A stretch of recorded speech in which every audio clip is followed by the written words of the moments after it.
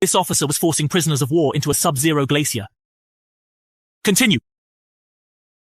Keep going. Get in.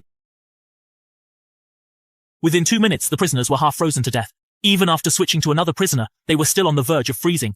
The officer had no choice but to enter the water himself.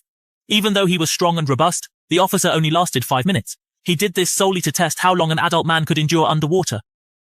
In 1940, when the Nazis occupied Norway, Barr and 11 other teammates formed a small squad. They implemented a sabotage plan codenamed Red Martin. They carried 9 tons of explosives to destroy important Nazi strategic facilities. Due to a betrayal by locals, the Nazis discovered their boat, forcing them to destroy it and jump into the water. 10 people were arrested on the spot, 1 was killed, and Barr was discovered by the Nazis while fleeing. He quickly pulled out his pistol from his clothes, but unexpectedly, the gun had frozen in the cold weather. He forcefully smashed it against a rock. Just as the Nazi soldiers approached, he quickly shot 2 soldiers and turned to escape. During the escape, he was unfortunately hit by a bullet in the foot. The man could only walk on bloodless ground, as walking on snow would leave a trail of blood for the enemy to find. At night, the sky was filled with flares, leaving him with only one choice: to swim across this sub-zero glacial river. The Nazi soldiers tracked him to the river's edge. The officer tested the water with his hand, and the river's temperature instantly froze it. The officer assumed the man would freeze to death in the river, but he survived and found a small boat on the shore. Under the protection of local residents, Barr reached a nurse's home for help. The bullet wound in his foot caused him excruciating pain, and he learned from the nurse that his comrades were being tortured.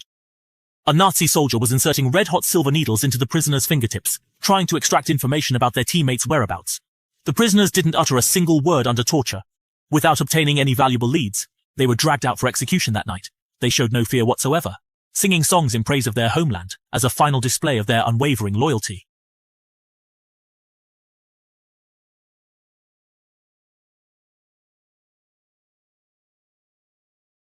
The next second, amidst the gunfire, the bell rang out in alarm, while on the other side, Barr, under the protection of local residents, made it to a nurse's house for help and learned from the nurse what had happened to his comrades. This man, who hadn't shed a tear even during heavy bombardment, was now speechless. The little girl took out a map with vocabulary, gave Barr some weapons for encouragement, and said something to the nurse. Barr closed his eyes, looking at the lights in the nurse's house.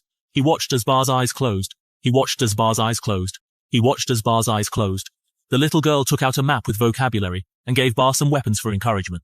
Afterwards, with the help of fishermen, Barr pressed on, using his skis despite the pain in his feet, knowing that if he could just make it to Sweden, he'd be successful, because he had crucial information in his head. While passing by the enemy camp, he stumbled. As he was about to leave, a voice stopped him. Luckily, the loyal soldier didn't recognize Barr. Only later did he realize something was off, and immediately sent a plane to hunt Barr down. Although the bullets missed Barr, they triggered an avalanche that completely buried him. The plane circled in the sky for a while before leaving, satisfied. After some time, Barr clawed his way out of the snow, his body and eyes covered in frozen blood. He scraped at the ice with his fingers, using the pain to keep himself awake, knowing that if he closed his eyes, he might never wake up. Grabbing onto tree branches, he slowly got up. Even though he didn't know if he'd survive, he was determined to keep going. Barr's eyes closed. Watching Barr's eyes close, he held on until the very last moment of life. Soon, enemy soldiers came to search, finding only Barr's snowboard and clothes. They immediately sent out more troops to search the area, but fortunately they didn't find Barr. Barr stumbled into a house, frantically stuffing food into his mouth, but unexpectedly collapsed on the floor. A kind-hearted brother and sister were startled by him. An enemy officer was searching the wooden house, his badge accidentally falling right under his nose. The enemy soldiers were ready to attack with their guns, but luckily the officer didn't notice Barr. Realizing it wasn't safe, the siblings moved Barr to another cabin overnight, prepared ample food for him, and told him they thought of a way to get him across the border and would return to rescue him. Barr unwrapped the bandage on his foot to find his toes had become gangrenous. If not treated soon, it could be life-threatening. Biting down on his scarf, he took a small knife and cut off the rotting toes. A searing pain shot through him, and Barr passed out. During the 29 days of his escape, the locals found a way to help Barr leave. They used a single ski to work together and send Barr into a crevice at the border. Let Barr wait for the townspeople to come and respond to him. The arrival of the townspeople gave Barr hope for life.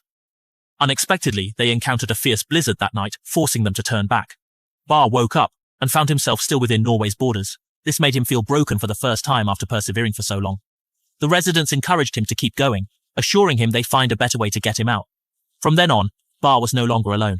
Under the Germans' noses, residents took turns bringing him food and even gave him a cake on National Day. They laughed and talked about their hopes for the motherland's future. Barr no longer lived just for his mission. but for the millions of Norwegian people. He became the hope in the hearts of all Norwegians. The residents came up with a good plan, using the annual reindeer migration to have Bar ride a sleigh pulled by a reindeer. The reindeer herd would be his best cover. Just as he was about to cross the border, an accident occurred. The rope tied to the sleigh came loose, and Bar was thrown to the ground. The loud noise caught the attention of Nazi soldiers. Bar struggled to push the sleigh with his hands as the Nazis slowly approached. Realizing he couldn't escape Nazi gunfire, Bar prepared to end his life. At that moment, the reindeer pulling him miraculously returned.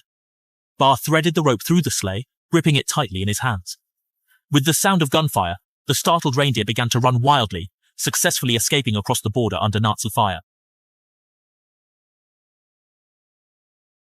He successfully delivered the intelligence to the Allies, and his exploits soon spread throughout Norway, deeply inspiring the Norwegian people and igniting their will to resist the invaders, while also sounding the clarion call for victory in the coming war.